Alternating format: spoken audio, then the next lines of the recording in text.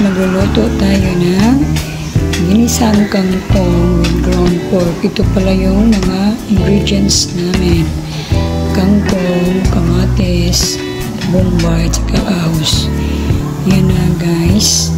Igigisa na natin yung ground pork. Ay, yung ground pork din guys, hintayin lang na mag-brown. Tapos yung mantika niya ang gagamitin para sa pag-isa din ng mga lamas. Simple lang yung luto namin guys. Own version ng ginisang kangkong. Diba? Ahos lang at saka sibuyas bombay. Tapos pag medyo brownish na siya, saka na ilagay yung kangkong. Tapos halo-haloin lang guys, ganun lang. Ganun lang siya kasimple. Tapos ilagay na ang kamatis. Tapos imikos-mikos mo lang yan guys, diba? Tapos ikaw na magtansya guys kung sa lasa niya. Yan ay nilagyan na yan ng oyster sauce at saka yung magic sarap. Tapos imikos-mikos na din yan para magpantay yung lasa. Tapos ilagay na yung nakahandang kangkong. Dapat malinis siya guys. Alam nyo na yung sa merkado ng mga kangkong na ibinibenta, kailangan nating hugasan ng mabuti.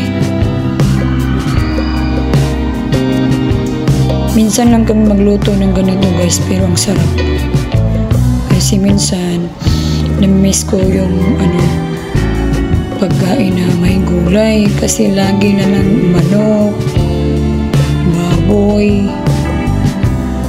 Di-try mo na ng kangkong. Yan lang, mikos-mikos na din hanggang maluto na yung kangkong natin. Antayin lang mga ilang minuto. Tapos nasa sa inyo niya kung nagdagan nyo ng tuyo.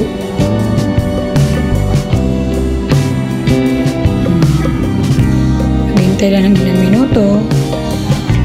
Imikos-mikos na din. Tapos antayin lang ilang minutes na maluto yung dahon ng kangkong. See? Alam kong iba-iba tayo ng version ng ginisang kangkong. Ito yung own version namin. Madali lang, simple at mura pa.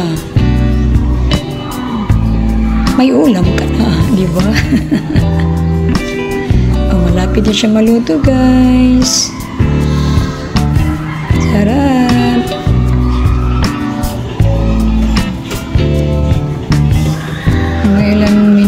Minuto na lang. Pwede na siyang kainin at charan!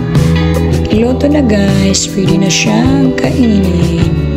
Yan na yung finish na iluto namin.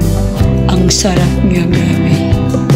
Ginisang kangkong yan guys. Yun yung version namin sa Bisaya. Simple lang at pero masarap. At least mayroon ding dahon at gulay, di ba? I-try nyo rin guys magluto ng ganito. Yung hindi pa nakatry magluto ng kangkong. Salamat pala sa panonood mga friends, followers, and viewers. And don't forget pala sa pag-subscribe, like, and share, and comment. Thank you for watching guys. ay nasa mabuti kayong kalagayan. Ang takam-takam, ang sarap.